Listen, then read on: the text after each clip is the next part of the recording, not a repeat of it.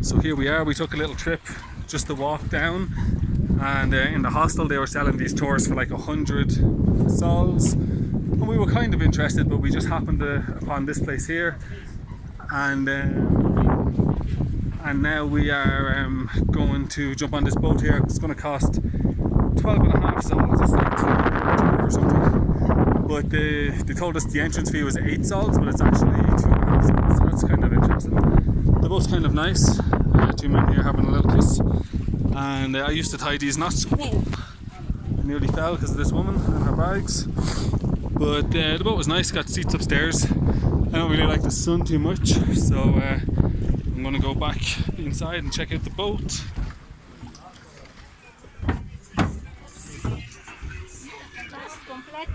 And this is my seat. It's €2 for a couple of hours, I think.